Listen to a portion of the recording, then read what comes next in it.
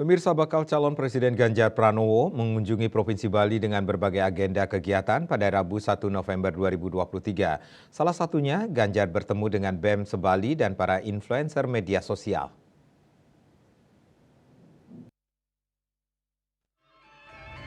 Pada agenda pertama, calon Presiden Ganjar Pranowo membuka musyawarah kerja nasional Mukernas, Persatuan Radio Televisi Publik Daerah Seluruh Indonesia atau Indonesia Persada.id kelima, tahun 2023 di Hotel Prama Sanur Beach, Denpasar. Ganjar yang juga Ketua Umum Indonesia Persada.id tersebut disambut meriah dengan belaganjur khas Bali dan ratusan penari pendet anak-anak SD dan SMP. Ganjar menyaksikan tarian pendet tersebut cukup lama dan berdialog dengan para penari pendet yang merupakan anak-anak SD.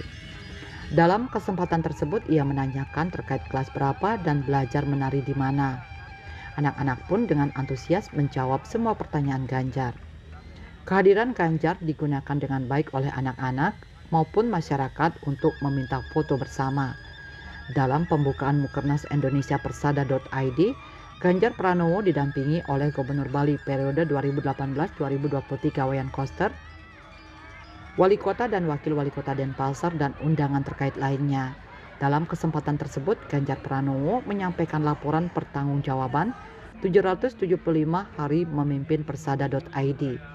Ia memaparkan visinya dalam memimpin Persada.id untuk meningkatkan kualitas SDM untuk mampu mewujudkan radio dan TV publik daerah sebagai sarana penyebar luasan informasi strategis dan menjaga ketahanan informasi negara di daerah. Sementara misinya mendorong pemerintah membangun dan meningkatkan pemberdayaan radio atau TV publik di daerah, melakukan kegiatan peningkatan SDM dan melakukan kegiatan penyiaran berjejaring. Di bidang program kerja, Ganjar menjelaskan bahwa organisasi Persada.id kini telah terdaftar di Kemenkumham RI, jumlah keanggotaan meningkat 20% dan melaksanakan Mukernas. Untuk di bidang kelembagaan, Ganjar telah mengusulkan revisi RUU penyiaran yang berpihak kepada LPPL, menyusun usulan peraturan pemerintah tentang LPPL, Lembaga Penyiaran Publik Lokal melalui Mukernas 2023. Kita meminta kemudian daerah-daerah ini akan punya radio televisi publik yang sehat dan tidak cukup dengan yang konvensional tapi bisa digeser ke digital. Platform, multi platform yang banyak sekali akan bisa lebih kreatif. Tentu juga dengan peningkatan kualitas sumber daya manusia penyiarannya yang nanti, thank you kawan-kawan, hebat-hebat semuanya, mereka melakukan upgrade, upskill, dan melakukan pelatihan-pelatihan sehingga nanti akan saya ceritakan di sini. Dan tentu saja bisa membuat kegiatan penyiaran berjejaring. Bapak Ibu, berjejaring itu tidak hanya soal channeling, tapi berjejaring itu sebenarnya bicara NKRI, bicara kebersamaan, bicara pengetahuan bareng-bareng. Dulu saya sampaikan pada kawan-kawan, kalau ada inisiatif lokal dan bagus, angkatlah dalam informasi berjejaring. Agar apa? Seluruh Indonesia atau siapapun yang mendengarkan bisa tahu, oh ada di Bali, oh ada di Bengkulu, oh ada di Papua, ada di Aceh, di Kalimantan, oh pasti kita senang sekali. Ada di sana. Apakah cukup? Tidak. Begitu itu sampai ke dunia, bisa sampai ke global atau mungkin menasional, orang akan bisa menggigit itu, kemudian membahas. Dan itulah nanti champion-champion lokal yang akan muncul. Bapak Ibu teman-teman, ada program kerja berikutnya yang kita dorong, bidang organisasi keanggotaan, kelembagaan, lalu SDM dan inovasi. Saya mau cerita satu-satu. Mari kita buka berikutnya. Yang organisasi, mereka bicara legalitas. Beres. Makasih.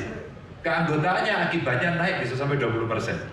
Karena legalitasnya diurus oleh kawan-kawan ini. Dan kemudian tahunan kita akan bicara hal-hal seperti ini, termasuk memberikan apresiasi kepada orang-orang di dapur yang hebat-hebat, termasuk person dan institusinya. Ya, ini luar biasa. Usai membuka resmi Mukernas Persada.id kelima, bakal calon Presiden Ganjar Pranowo bertemu Badan Eksekutif Mahasiswa BEM Sebali dan para influencer media sosial di Munting Siokan Sanur Denpasar, Bali. Dalam dialog yang berlangsung santai itu, Ganjar Pranowo mengajak para generasi muda untuk terjun ke politik untuk membangun bangsa. Para mahasiswa dan para influencer menyampaikan berbagai pertanyaan dan gagasan kepada Ganjar Pranowo sejumlah pertanyaan yang diajukan seperti keterlibatan 30% perempuan di parlemen, persoalan lingkungan, kurangnya jumlah guru, serta masalah pendidikan secara umum. Dan apakah Ganjar ketika terpilih nanti bisa menerima kritikan dari masyarakat?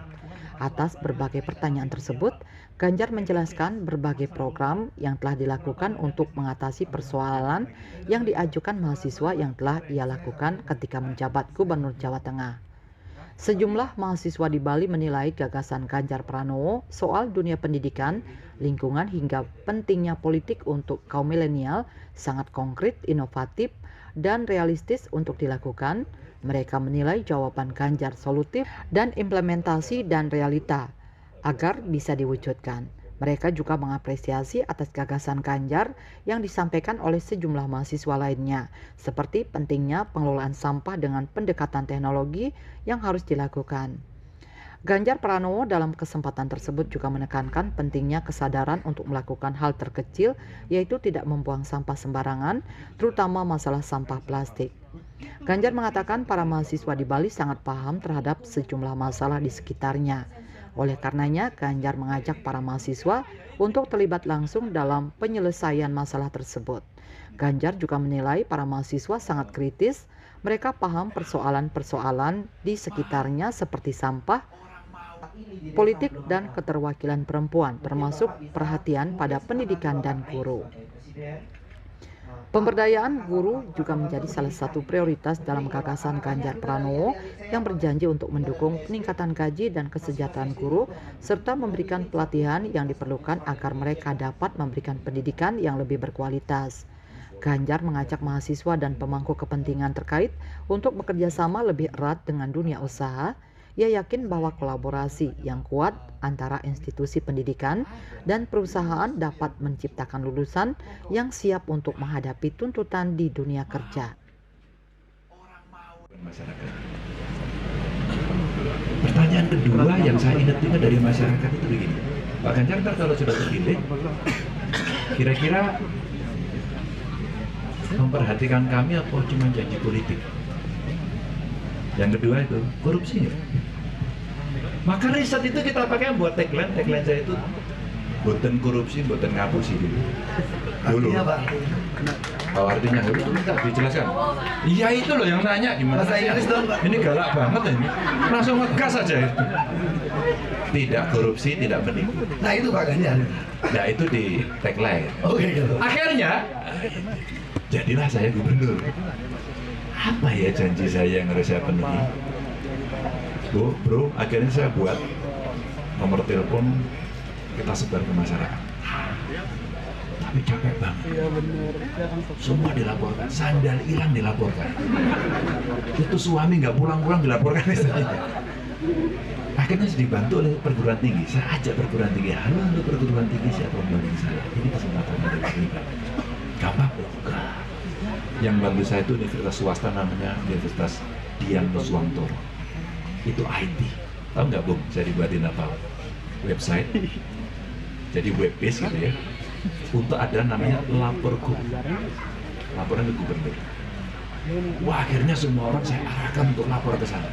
Tapi tidak semua bisa pakai website. Boleh kita rescue. WA, SMS, telepon duduk, akun medsos. Sampai saya jawab sendiri. Sampai 10 tahun saya jawab sendiri. Kalau sekarang udah nggak bisa. Sehingga kemudian masyarakat mau menyampaikan dengan cara apapun. Laporgo web base itu sekarang sudah menjadi aplikasi dan boleh di-download.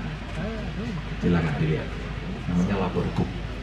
Disitulah kemudian itu akan masuk dalam sistem kami dan kami ada dashboard. Akhirnya apa? Kami dapat feedback. Kenapa ya laporan ini nggak pernah di-follow up? Padahal sudah saya distribusikan ke dinas. Tahu nggak? Ya karena kita malas. Kami aparat itu malas melayani masyarakat. Pak, jalan rusak, yuk dijawab. Jawabnya kan gampang kan? Pak Ganjar ini jalannya rusak, oke nanti saya perbaiki, saya siapkan, ini belum dianggarkan maka tahun depan langsung menjadi prioritas. Langsung jadi prioritas, nggak usah sulit-sulit. Itu aspirasi masyarakat konkret. Audio visual kadang-kadang begini. Hai guys, kita lagi di jalan rusak nih guys. Ini gubernurnya payah gitu. Gak apa-apa, gak usah sakit hati. Gak usah santun nanti. Gak usah sakit hati. Semakin keras rakyat ngeritik kita itu sebenarnya dia semakin sayang sama kita. Betul. Tepuk tangan dong. Jadi asik nggak usah tepuk tangan, kan nggak dapat sepeda, nggak dapat hadiah. Nasi bungkus aja Pak. Enggak, pokoknya enggak. Terus kemudian dari cerita itulah kemudian aplikasi itu datang. Bro, akhirnya saya buat sistem. Teman-teman, laporan-laporan yang masuk di dashboard itu rata-rata seminggu lebih baru direspon. Kepuasan masyarakat, kalau ini saya ungkap ke publik pasti rendah.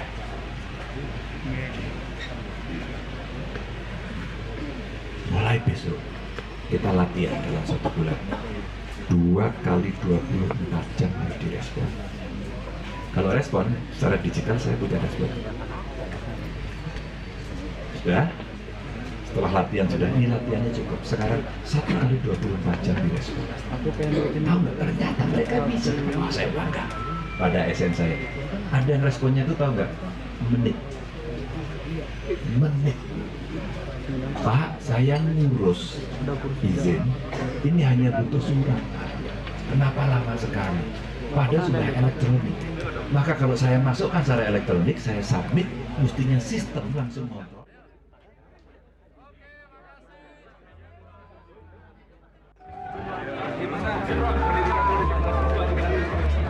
Pendidikan politik mahasiswa di Bali seperti apa? Oh enggak, saya pengen bertemu dengan anak muda aja sih. Tapi ternyata mereka pertanyaannya sangat kritis.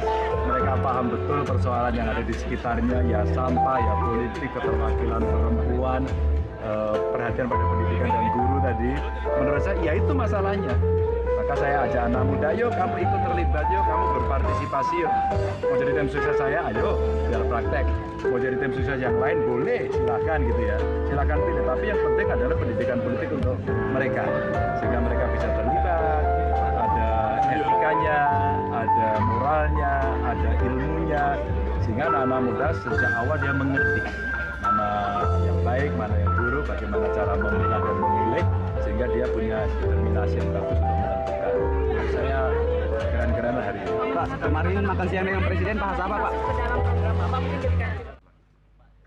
Oh iya, kalau kita kan PDI Perjuangan Kita fokus menangkan Ganjar. Pak, 95%. Ganjar harus menang 1 putaran di Indonesia. Pak, 95%. Di Bali 95%. Tapi dengan adanya pendukung banyak Jokowi juga di Bali gimana Pak?